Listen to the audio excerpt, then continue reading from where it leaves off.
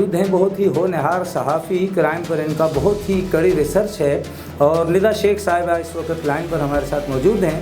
جی السلام علیکم ندا صاحبہ۔ وعلیکم السلام، تھینک یو سو مچ۔ کیسے ہیں ندا جان گرامی، خیریت سے ہیں؟ الحمدللہ ٹھیک ٹھاک۔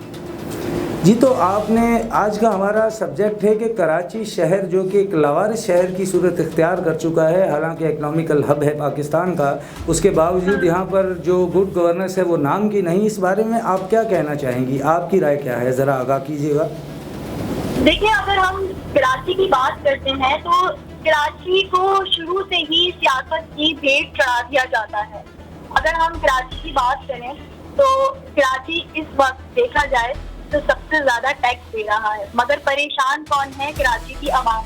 آج سے 2 دن قبل میں آپ کو ایک واقعہ بیان کرتی ہوں کہ کیونکہ میں نے ابھی آپ کا شو دیکھا تو جو روڈس کے اوپر کیمراز لگائے گئے ہیں اور ان میں سے کچھ ورکنگ بھی نہیں کر رہے ہیں، اور جو ورکنگ کر رہے ہیں وہ ناجائز چلان کاٹ رہے ہیں ان بائک رائڈرز کا جو بیچارے 30 سے 35 ہزار روپے اپنے گھر لے کر جا رہے ہیں۔ ایک لڑکی کی ویڈیو وائرل ہوتی ہے، اس کو عوام جو ہے وہ روکتی ہے، اور ایک بہت ہی مشہور نام ہے کیونکہ لوگوں کی خدمت کرتے ہیں، انہوں نے اس کو روکا اور وہ خودکشی کرنے کے لیے جا رہا تھا۔ اگر ہم اسٹریٹ کرائمز کی بات کریں تو اسٹریٹ کرائمز کے اندر بھی انہی وجہوں سے اضافہ ہو رہا ہے، کیونکہ اس شہر کے اندر روزگار نہیں ہے، عوام جو ہے وہ پریشان ہے۔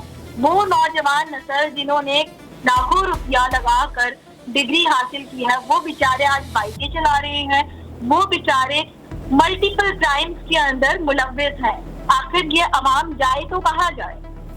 جی اس تناظر میں نے آج سے تقریباً 4 سال قبل جو ہے وہ ورلڈ ٹائم کے لیے ایک کالم لکھا تھا انگلش میں، کہ اس میں میرا عنوان یہ تھا کہ پورٹی از ڈیڈلی ہارمفل دین ادر وائرسز، یعنی کہ دنیا کے تمام جو وائرس ہیں ان سے زیادہ جو سمجھ لیں کہ خطرناک اور جو زہر قاتل کی حیثیت رکھنے والا وائرس ہے وہ ہے غربت۔